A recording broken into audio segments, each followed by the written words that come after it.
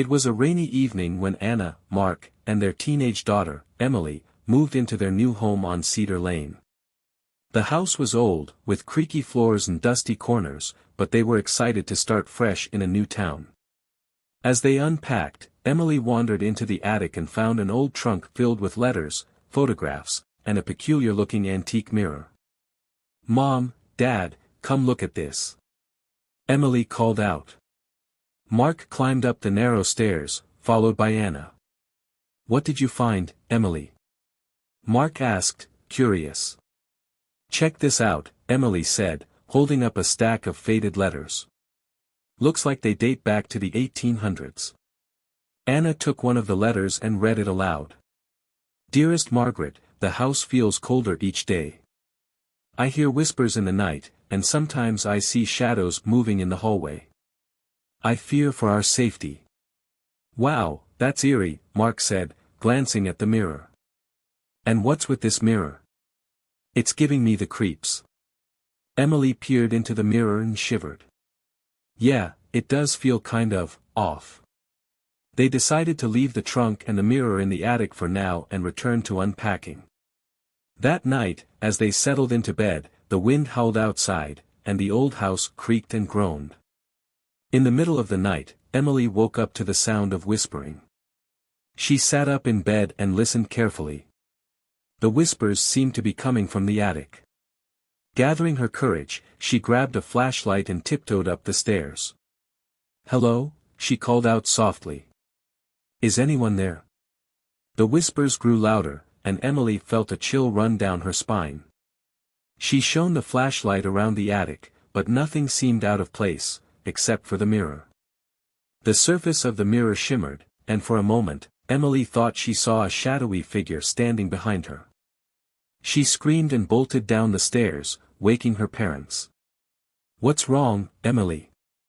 Anna asked, rubbing her eyes. "It's the attic," Emily said, trembling. "I heard whispers, and I saw something in the mirror." Mark frowned. "I'll check it out," he said, grabbing a baseball bat. "Stay here with your mom." He climbed up to the attic and looked around. Everything seemed normal, but the mirror did have an unsettling aura. He decided to move it to the garage, hoping that would ease Emily's fears. The next few days were quiet, and the family began to settle into their new routine. But soon, neighbors began to report strange occurrences as well. Mrs. Thompson, an elderly woman living next door, mentioned hearing whispers in her house at night. "It's like someone's having a conversation just out of earshot," she said, her voice trembling.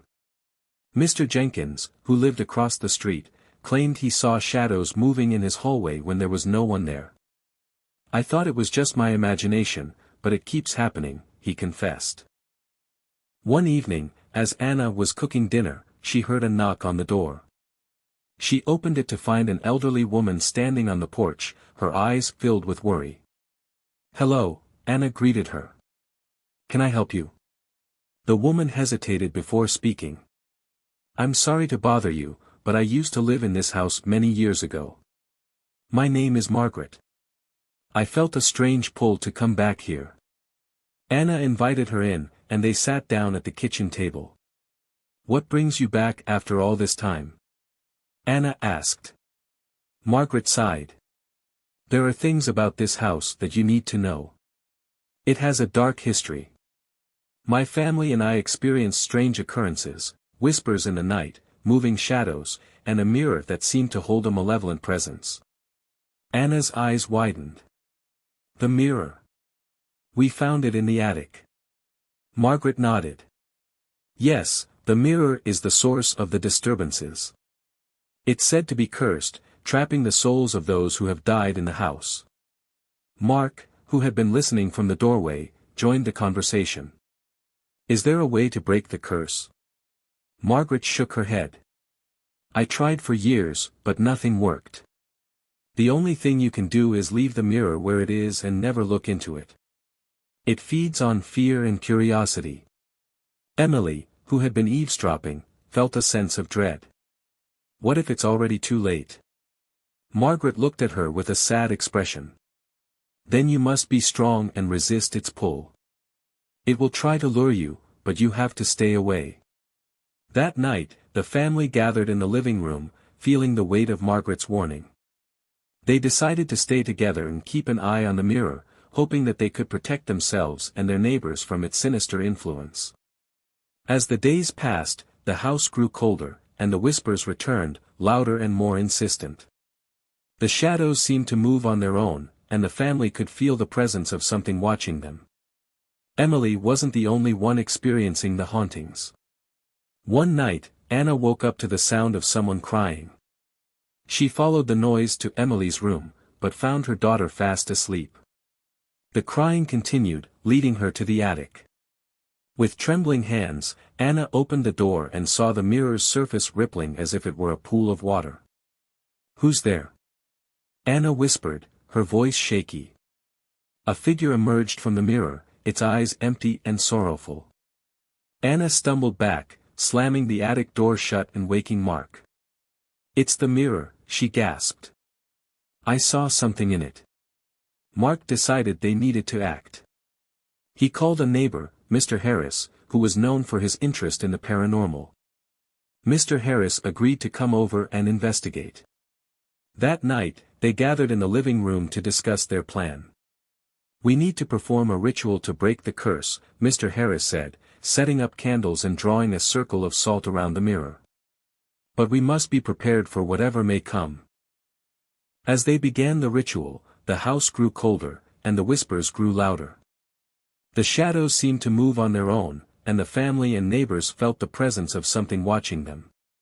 The mirror's surface rippled, and the shadowy figure appeared, its hollow eyes staring back at them. "Join us," it whispered, its voice echoing through the room. Terrified, they continued the prayer. The figure grew clearer and more defined, reaching out toward them. With a final swing, Mark shattered the mirror into 1,000 pieces, and a gust of wind swept through the room, extinguishing the candles. For a moment, there was silence. Then, a gust of wind swept through the room, extinguishing the candles. The whispers stopped, and the air felt lighter, as if a heavy burden had been lifted. Margaret smiled, tears in her eyes. "It's over," she said. "The curse is broken." The family hugged each other, relieved that the nightmare was finally behind them. They thanked Margaret and Mr. Harris for their help and promised to stay in touch. As they settled back into their lives, the house on Cedar Lane felt like a home once more. The eerie presence was gone, and the whispers were a distant memory. But the family would never forget the lessons they learned and the strength they found in each other. Their neighbors, too, felt a sense of relief and normalcy returning to their lives, grateful for the family's courage in facing the haunting head-on.